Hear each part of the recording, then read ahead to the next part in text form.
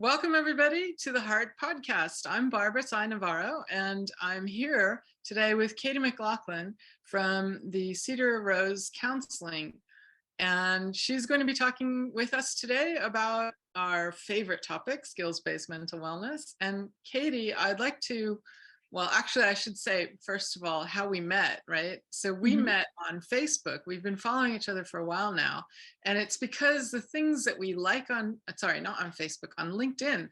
On LinkedIn, the things that we've been sharing and liking and posting about have all been revolving around skills. And that's what we were, I think, drawn to, because so similar approach. So I wanted you to come on board, introduce who you are and your business, and then let's talk some more about that.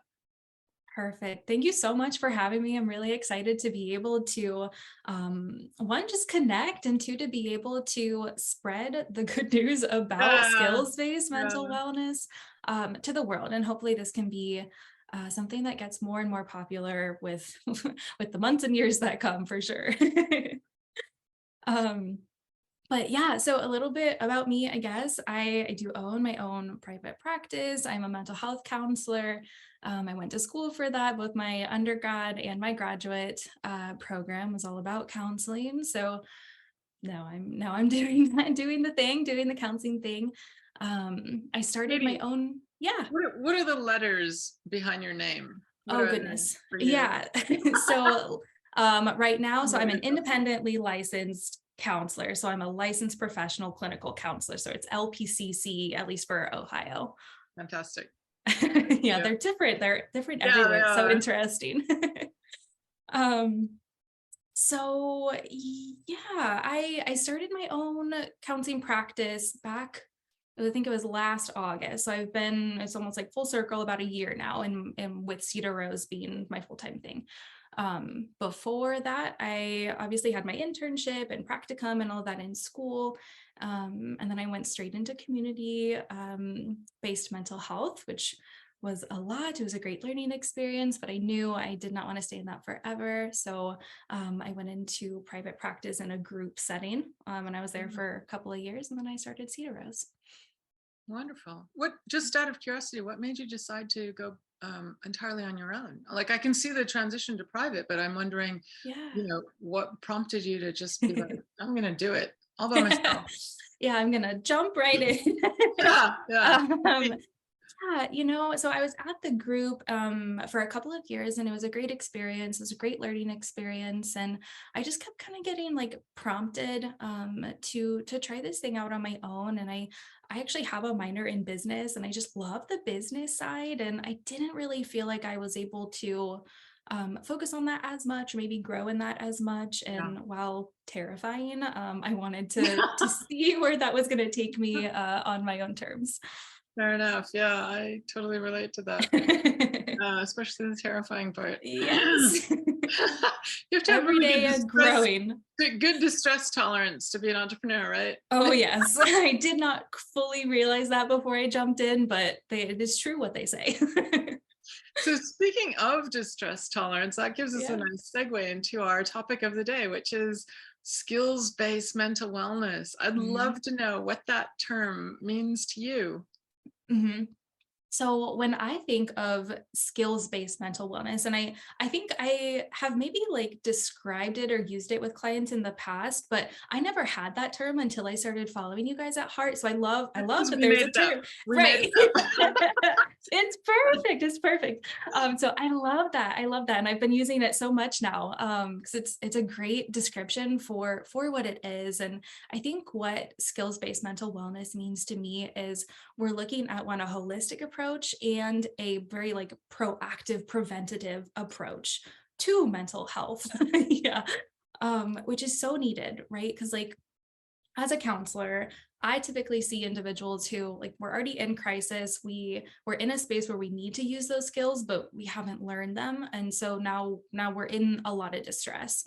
So we kind of have to come to a place of like grounding, calming our nervous system, all of those good things before we can even teach those skills to be able to use them. So it's a very long process when people come to see me, and that's just, it is what it is.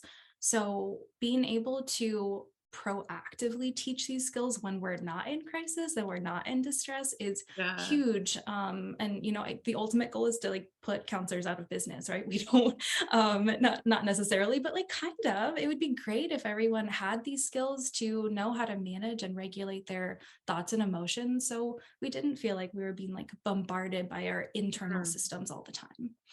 that's fantastic. Yeah, this is the concept of um, the expression, the best time to buy a house was 30 years ago. The next best time is today.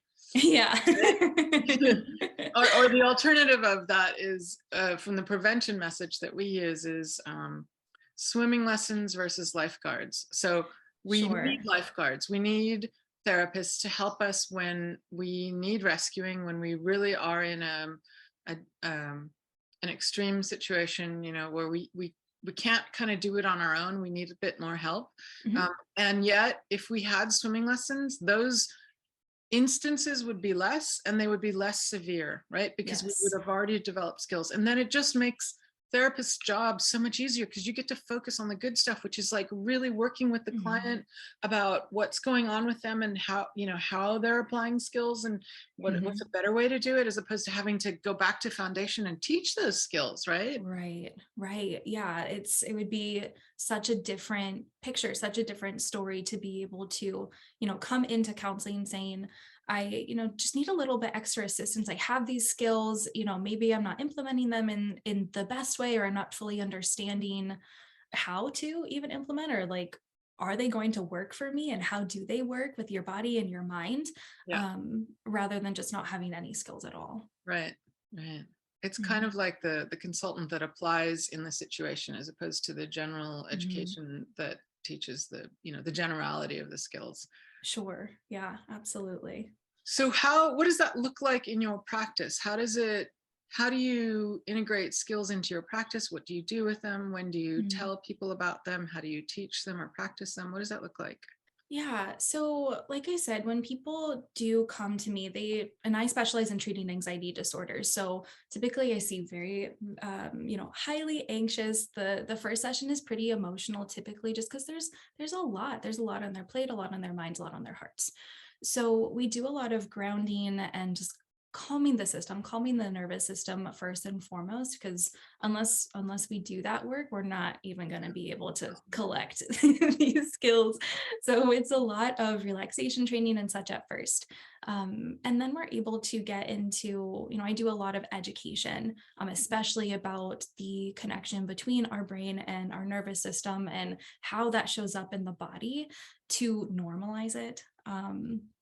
And so then we can start getting into skills. But I do find that once we start to normalize just what typically happens in our body as a stress response, so much of that guilt and shame starts to fall away, and we start to have a very different relationship with our inner experience. So we can actually grasp on to, okay, this is what it looks like to engage in breathing exercises on a regular basis. And I know that that's going to effectively calm my nervous system and the fear centers in my brain. And so it's definitely a process, but that's kind of where I begin. Fantastic. So you have a lot of your work available to the public for free. Tell us about Yes. that. Yeah, that is something that I've been very passionate about for a really long time, actually. And I started my YouTube channel, I think about a year ago. I think it was last summer. And I also have meditations for free as well. And um, I just, there's so many fantastic like applications out there, but they're often, you have to pay for this. You have to pay for the information, whether it's through counseling or through a phone app, or pay for meditations whenever you want to use one. And that's totally fine, to each their own and how they want to run their business. But I very much believe that everyone should have access to this information, and that really those of us who are in this position, it's our jobs to make it more accessible to folks.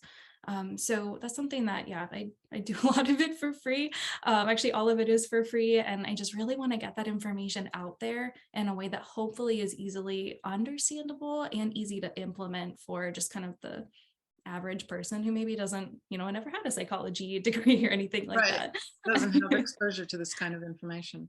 What's Yeah. one of your either your most popular, most viewed, or video that you like the best that Mhm. kind of puts things in a nice nutshell and presents it to people? Yeah, so I would say, so my most popular and my favorite are different. I will say that. My most popular right now kind of surprised me. It's actually one of my meditations for beating insomnia.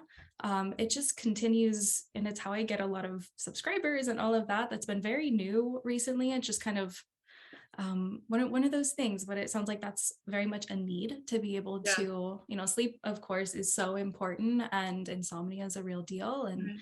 so that practice has become very popular, and that's on my YouTube channel. But I would say my favorite um, video, I did kind of like a mini series. I did 3 videos about control strategies. So, like how we are responding to our internal systems, basically our thoughts and our emotions, and being able to, instead of fighting with them constantly, we can normalize that they exist and we can respond to them differently and practice certain techniques to respond to them differently rather than trying to just make ourselves happy all the time. Because Mm. that's just a common thing that we want. Maybe we believe that, like, I should be happy all the time and I'm feeling sad. So what does that mean about me? Yeah, in the heart program, we talk about the importance and the role of emotions in terms of providing us information. Like it's Yeah. like a car dashboard, right? You have Mhm. lights that light up on the car dashboard to tell you, oh, here's a warning sign with your tires, or a warning sign with your engine, or a warning sign with something else. Mhm. Um, your emotions are like that as a warning sign, and it gives us information. And instead of like avoiding and ignoring and pushing it under the carpet and doing all kinds of things Yes. that help us avoid and distract from them, we should actually calm down and then focus at them, which is what you were Mhm. describing of once you get people to manage their distress levels and come out of emotional crisis, Mhm. all sorts of things become available in terms of understanding and awareness and being able to talk about stuff, and behaviors change. Yeah. And this kind of goes to the point of another concept that we talk about in the heart program, which is the cognitive triangle. We actually, Mhm. it's like kind of technical because it's what we learn in psychology, Yeah. right?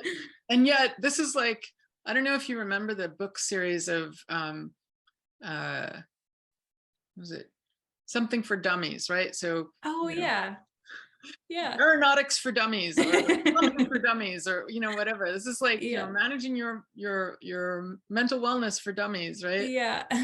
So the cognitive triangle being that the 3 key things affect how we're doing: our Mhm. bodies, right? One part of the triangle, our emotions, and our thoughts, and they Mhm. all interact with each other. So Yep. this is what you're describing by, when we're all distressed in our body and we're super emotional and, hyperventilating and crying and angry and all of those different things, Mhm. um, that affects how we're thinking and how we're feeling. Yeah, Yeah. absolutely. Yeah. And I think in ways that we often don't realize or typically Like magic. understand.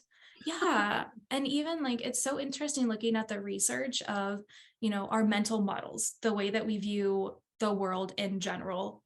Like those beliefs, at least the foundations of those beliefs are built within the first 3 years of life.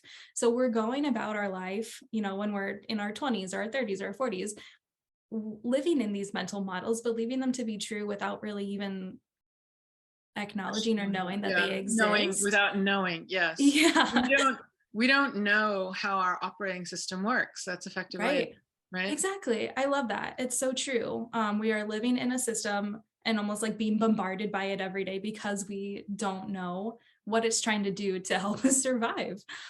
Yeah. What's one of your favorite self-awareness skills that allows people to kind of look up, you know, kind of not disassociate, because obviously that's another problem, right? We don't Right. want people disassociating all the time, right? Yeah. But and other people in the industry will understand what I'm talking about. But the idea that you can kind of come out of yourself and look down and say, what the heck is going on with me right now? Why Yeah. am I in such a state? Where is it Mhm. coming from? Mhm. What's your favorite process or skill for that? I would say in like a general term is mindfulness, just Yeah, practicing being aware of the as a present bucket. moment. Mm, Yeah, yeah. But I would say as like a specific practice, mm, cultivating our what they call like the observing mind in mindfulness, right? Like being able to just observe our inner experiences, observe our thoughts, acknowledge that they're there, observe our emotions, acknowledge that they're there, and how they are feeling in our body. Like where are we feeling muscle tension? Where are we feeling yes. heat, coolness, tingliness?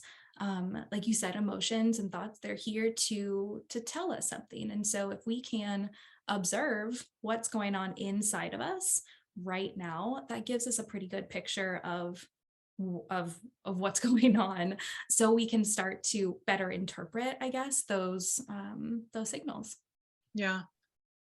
Mindfulness is so powerful, and yet I feel as though as a society we've sort of, I don't know what the right word for cheapened it, or we've Mm, like simplified it down to yeah. just let's sit and meditate and breathe, and that's mindfulness, right? That's it. Yes, That's it. and there's a right way to do it.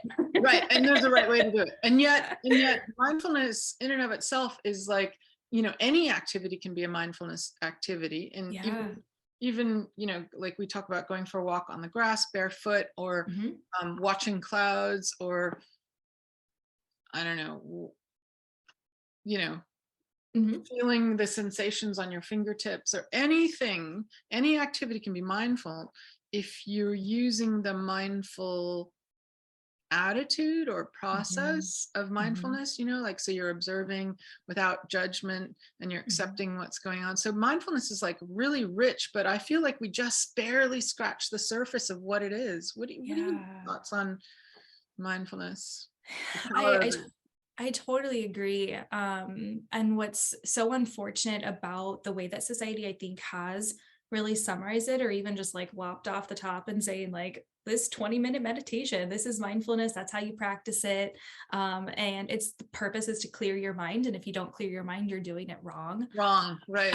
That's even that whole point of clearing your mind. That's I not even know. necessarily the right response, because I actually what you want to do know. is fill your mind, but only with the thing that you're putting it on, right? Not with Right. everything, but like, I'm going to focus my mind on this one thing and Yeah. stay there for a period of time, Yes, not absolutely. empty. Absolutely. And it's not yeah, it's not even realistic to clear our mind for one, because our mind is a thinking machine, a prediction machine. It's busy. It's making sense of your world. That's just what it does, and that's normal. So it's so unfortunate that that's the outward view of mindfulness. Um, I think if we could be able to normalize what mindfulness actually is, that would be lovely. And I hope that that's, what happens in just through like the meditations that I put out. But if we can, I guess I typically describe it as like a mindfulness muscle, like that Yeah, mindfulness attitude or perspective. It's a skill that we can learn, and it can grow in time with repetition, just like yeah, strength training, right? Like right. as the more times that we practice it, the stronger it will get, the easier it will feel, to practice and focus our attention on one thing. I so wish that I hope that that is where society will go with it one day, with more of us talking about it. Yeah, that's great.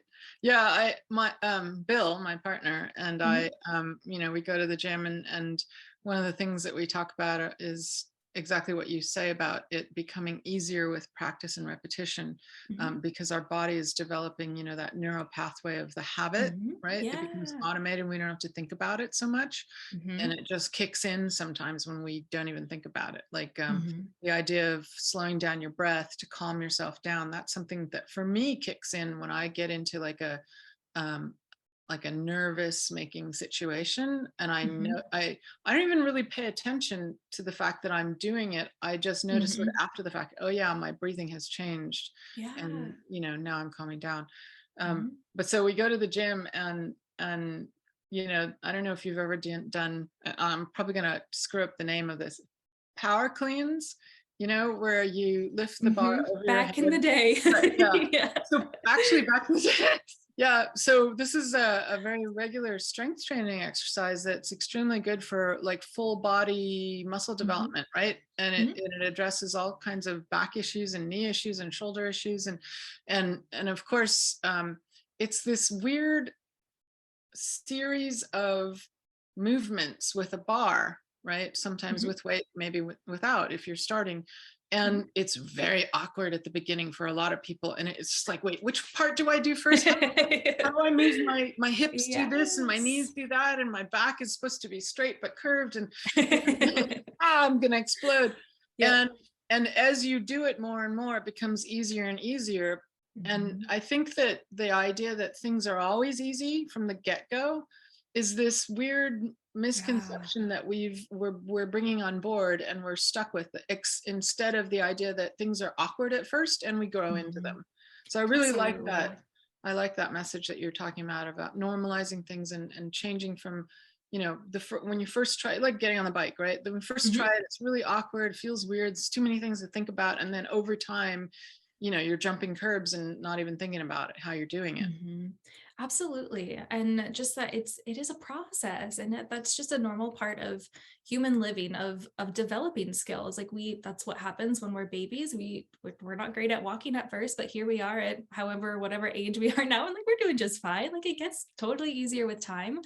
Um and I had just gone through a bit of that module in the heart program too about habits, and I loved it. I think you guys simplified it in a way that just is so easy to understand when you're talking about, you are building a new neural pathway, you are building a new skill, and this is how it kind of operates. And it just takes time, and it takes time, and it takes repetition. You kind of just have to trust the process. Where did you learn all this information? Did you pick it up in your education, in your degree, in your field work, on Mhm. the side? Where did it come from? I think a lot of it came from, of course, my undergrad degree and counseling, my master's degree as well. But I also did just a lot of um, reading, a lot of learning on my own too. I mean, I came into the counseling field because I, went through my own stuff when I was a teenager and all of that adolescent angst and all of that kind of stuff. So I dealt with the depression and anxiety and all of those things. And so it took me a long time to figure out, what are the skills that make sense for me and what's going to be most effective for me too. So I had it from kind of all angles, I guess, like from a personal perspective and from that just clinical professional perspective that they teach us in schools, and a lot of it overlapped. There were some differences as well. Right. I feel like that is what happens most of the time, is that we pick it up throughout our lives as we continue to be students and learn about how to manage ourselves if we're Mhm. doing that. But if we're not doing that, Yeah. I feel like there isn't a place where we teach people this kind of information until Mhm. they get to the hospital. And Right. then, like you said earlier, that's really hard. You know, how do you learn to swim when you're already drowning? You know, you've fallen off the boat, and now I'm going to Yep. give you swimming instructions for how to hold your breath. Mhm. Yeah. It's just not quite gonna work out, especially when we're in that state of, It's hard, isn't it? fight or Yeah, flight. Like our brain, the logical part of our brain is put them out the is window. not, it's severed.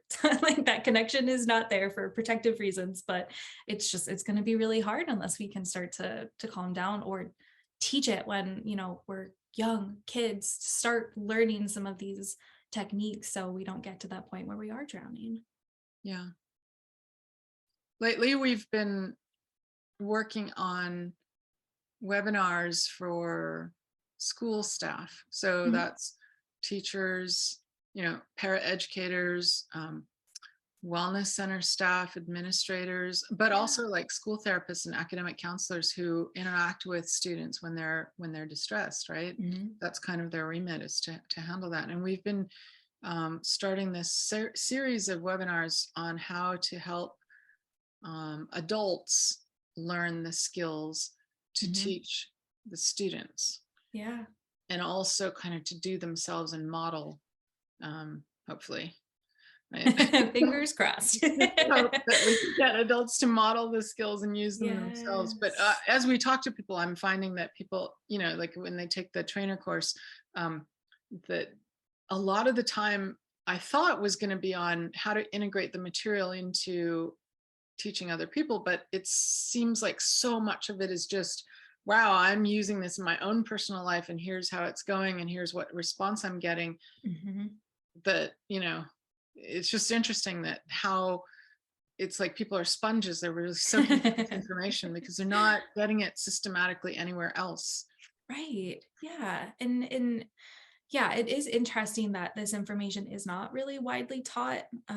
So it's great to have programs like you guys that are actively teaching this to, individuals of all ages, but especially to adults. So one, they learn how to regulate and they don't feel like they're drowning. So they can model it to kids and teenagers and whomever else that they run across. So they can kind of help to co-regulate. Otherwise, we're all kind of just floundering. So remind me again, who is your clientele? Is it like what age? I know you talked about anxiety, but what age range are you working with? So I have, like, within my career thus far, I've worked with pretty much the whole spectrum, but right now I work pretty much only with like late teenagers, so maybe like 16, 17, or yeah, 16, 17, and then young adults. I work with a lot of young adults, so probably between 16 and 30-ish is my general range. So a lot of transitions, a lot of just really insightful young adults who really acknowledge the impact of like caretakers and adults in their life and how they've learned how to respond to situations. And unfortunately, many of them, I mean, like many of us, right? We didn't really have those, not necessarily role models, but I mean, kind of. We didn't learn the correct behavior that was going to be helpful for us. And so we're Right. relearning behaviors that can be helpful. Yeah. So I like yeah, to it's talk good. about it from the perspective of not good and bad, good role model, Mhm. bad role model, but like Right. effective role models, right? Because Yes. when people do things that are effective in achieving our goals and you know where we want to go with what's going on, right? Hmm. Hmm. Things that are effective and helpful in general rather than building Helpful role models. unhelpful habits. Yes, hopefully. So, let's see. So one of the questions that I had for you was about how would you compare and contrast the way you work with, when I don't know how much exposure you have to how other therapists or past therapy used to work. Mhm. Um, is there any difference? Do you feel like you're filling a gap somewhere? Yeah, so I feel like the approach to therapy has changed certainly over the years. And I think we're coming into a space that is more in alignment, I guess, with the approach that I've been taking. Excuse me, my throat's still dry. But I would say, within there's been a lot of change, I guess, within the last couple of years from what I've seen, and we're bringing in more understanding of the mind-body connection Right. and I guess acknowledging that emotions and thoughts are not bad. At least I think that's where we're going. I hope that's what I'm seeing. But I think for a long time, cognitive behavioral therapy has been like the primary therapy for a lot of different things, and for good reason. It's very effective in its own right. It's based in just how our brain operates. That's great. But I do think that, many of the techniques kind of have caveats depending on what we are working with. So much of cognitive behavioral therapy is identifying unhelpful thoughts, or they call them cognitive distortions, which kind of Mm. just puts a little bit of a bad taste in my mouth. But to each their to each We their call own. them I try to change self-limiting language. beliefs. Yeah, it's something other than distortions. Yeah, yeah. So yeah, I was identifying these beliefs and like fighting with them, changing them, challenging them. And it just kind of, it has when I first started counseling, I did that because that was what was taught and that was what I knew. And I quickly found out that that was not effective, at least in the majority of the individuals that I was working with. So especially when we're talking about certain things like obsessive compulsive disorder and intrusive thoughts, challenging those thoughts and fighting with them, trying to make them go away or thought stopping does more damage than good. So I have kind of taken a more of a broad approach to responding to our thoughts and emotions in a way to change our relationship to them rather than this one's bad, this one's good. It's kind of just these things are happening within us and we have the power to decide how we want to respond to them. And I have found that be much more effective in a broad range rather than, okay, this technique is going to be for this thing and this technique is going to be for this thing. And oh, did we, diagnose wrong? Then this isn't going to be effective and we have to change our whole thing. This approach seems to be much more effective just in on the whole. Great. I love it. Have you, I'm sure that you know that we do a lot of dialectical behavioral therapy. That's a big base of our curriculum. And that is because of my experience in the hospital programs that I was working in, finding that because it's skills-based, again, back to skills-based mental wellness, it was just extremely useful for people because so much of it is about distress tolerance or crisis survival or emotion regulation, so that you're not in that vulnerable place where you're being bombarded by strong emotions and overwhelmed by them. Right. And those skills give us the ability to kind of step back and give space so that then we can actually use the CBT, use the thought, you manage our thoughts, think about our thoughts in a kind of, I don't know if dispassionate is the right word for it, but like a calm way, right? Yeah, That we're not definitely. distressed when we're trying to think about it. I'll just pop my stack of what I was going to ask you now. That happens to me all the time. Well, yes, so we can cut that part out. Something about, what was it? Something about DBT and, oh, I can't remember now. Well, so in the absence of that, is there anything that you would like to bring up, or like an issue that you want to vocalize or spread or talk about? Just Or in general, yeah, or like one key thing that you'd like people to walk away with? Actually, let's back up. Is there anything that you would like to talk about, to wrap up this conversation, and then we'll come to our last question? Sure. Well, I think they kind of go hand in hand, and I think they're connected to what we were just talking about of just like responding to our internal experiences differently, like not coming to them with trying to fight with them or make them go away, or that the thoughts that we have make us weak or bad, or that our feelings make us weak or bad. There can be such, when we approach these very powerful emotions when we're experiencing them and we're trying to fight with them, we're kind of putting ourselves in our own little stress ball. And it's like perpetuating our stress response. And so I hope that that can be more widely understood, that our internal experiences are not dangerous, but when we try to challenge them and fight with them and make them go away all the time, that our brain is seeing them as dangerous. And that is going to show up in your body. And that's just a normal stress response. So if we can respond to them in a different way, we can calm that stress response for one, and we can feel much more at peace and in control of our experience.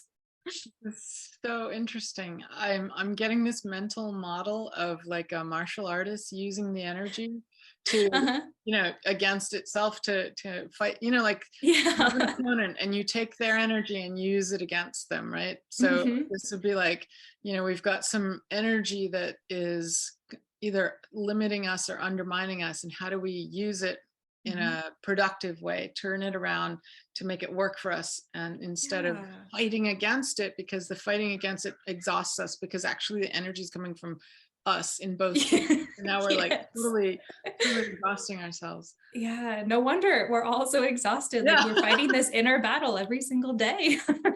Right, right. Well, Mhm, all right. So if you were to leave one key message with our mhm. audience, what would you like it to be? I would really just like it to be that, your thoughts are just that. They are thoughts. They are your brain trying to make sense of your world. Um, your emotions are just trying to tell you that your brain has identified something, it's feeling a certain type of way, and it's letting you know that these are normal human bodily responses, and that you get to experience, and I am saying you get to experience the full spectrum of emotions, and they kind of enrich each other, and they're normal. Our thoughts are normal, our emotions are normal, and that's really, I mean, to summarize, these are normal experiences, and it's perfectly okay that you're experiencing them. Yeah, that's fantastic. Thank you very much for that. I Mhm. um please share with us where people can find you. Sure. So, okay. So I have my YouTube channel. I have meditations, which you can find on my YouTube channel, as well as Anchor and Spotify, and where you find podcasts. I also have some just free resources, and a newsletter and a blog. So everything is on my website. Maybe I can send you the link. I don't know how you want to Put the best link do in the that, show but notes. Absolutely. yeah. So yeah, I'll send those resources. You can download them if you want just mental health tips and tricks and all of those types of things. My newsletter would be a great option. Um, YouTube channel, I'm there weekly. Sometimes it's education, sometimes it's a meditation. You never know what you're gonna get, but hopefully they can be beneficial. But those are the primary places. Excellent. So again, just what is your URL for your website? It's basically Mhm. It is cedarrosecounseling.org. cool. And all Mhm. of your resources are there. Mhm. And I recommend listeners that you check out Katie's resources because they're fantastic. She's got an awesome voice, calming and great for meditation. And I bet that's why so many people just listen to it over and over again. Thank you for your kind words. I appreciate it. Awesome. All right. Thank you very much. And have a great day. And we'll see you next time. All right. So, any thoughts about, did we miss anything that you want to add in? I If don't you've think got stuff so. I think in.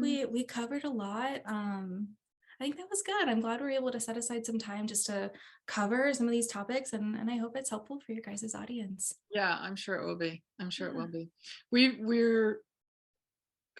We're getting more adults than teens, which Yeah. is good because the adults need to learn this stuff as well as the teens. Because very Yeah. often in the past, when we've addressed teens directly, and this has happened in therapy in the hospital, the Mhm. teens say, "But my parents don't do this." Yeah. Right? Do you Teens are get that? so insightful. They know. They're like, I do this because my mom does this, and she's not going to stop. So why should I? Why should I? Yeah. Yes. But the answer to that is, well, do you want to be like that? I mean, Right. right?